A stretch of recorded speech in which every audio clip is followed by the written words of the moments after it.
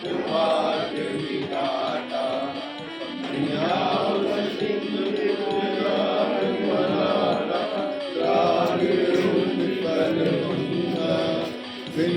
हिमाचल यमुना गंगा उच्चल जलद तिरंगा तब शुभ नामे जागे तब शुभ आशीष मांगे गाए तब जय गाथा जनगण मंगलदायक जय हे भारत भाग्य विधाता जय हे जय हे जय हे जय जय जय जय हे।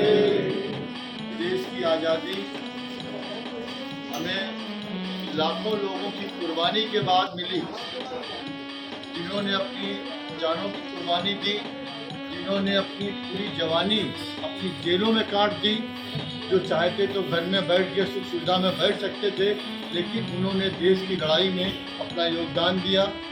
और सबसे बड़ी बात इस लड़ाई की थी कि एक पूरे देश के सारे लोगों में, चाहे वो किसी जात के हों, किसी भी धर्म के हों, एक जज्बा था।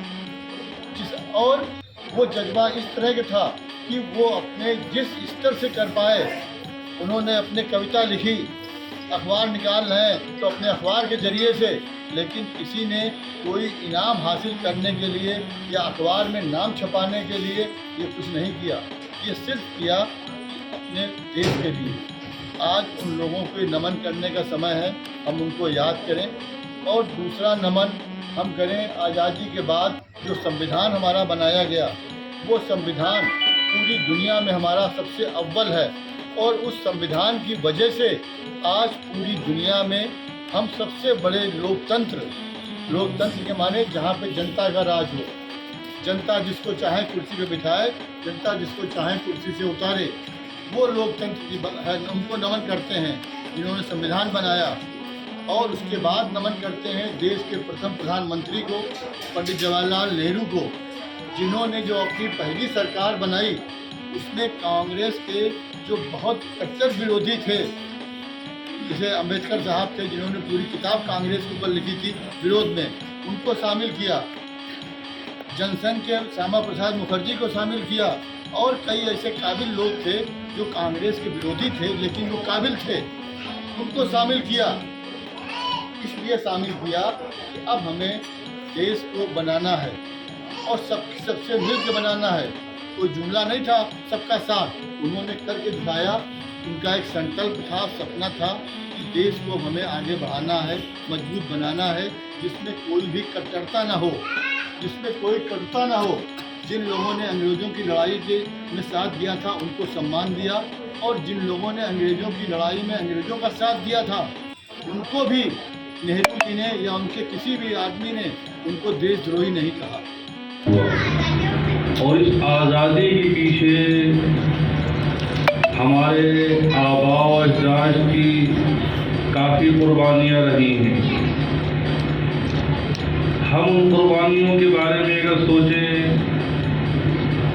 तो सिवाय ताज्जुब और हैरत के और कुछ नहीं कह सकते कि उन्होंने जितनी कुर्बानियाँ दी हैं।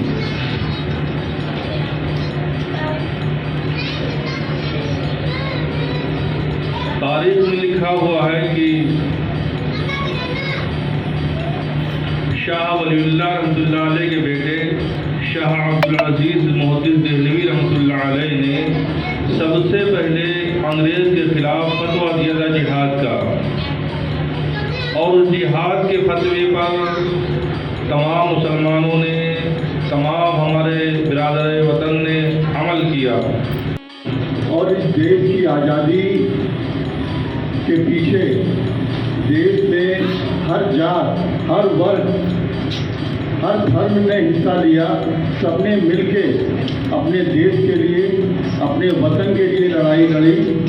तमाम लोगों की इसमें कुर्बानियाँ हुई, तमाम लोगों की जवानी पूरी जेल में कट गई, तमाम लोगों की जो शादी करने की उम्र थी वो जेलों में कटी, इधर उधर छुट्टे कटी।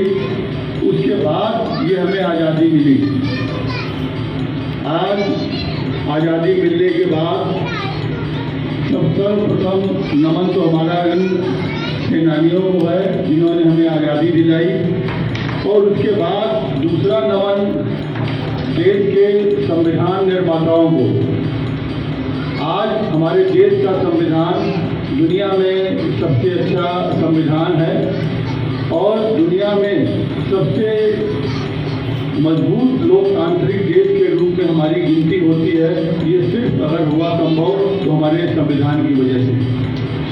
उसके बाद मैं नमन करूंगा देश के प्रथम प्रधानमंत्री पंडित जवाहरलाल नेहरू का, जिन्होंने बच्चों अपने मंत्रिमंडल में जो कांग्रेस के खुद विरोधी लोग थे, डॉक्टर अम्बेडकर से लेकर जिन्होंने बाकायदा एक किताब कांग्रेस के विरोध में लिखी थी, श्यामा प्रसाद मुखर्जी हों या और जो लोग हों, अपने विरोधियों को भी शामिल किया था, क्योंकि ये देश के उनका एक सपना था, उनका एक संकल्प था कि अब हमें एक नए देश का निर्माण करना है, हमें आधुनिक भारत बनाना है।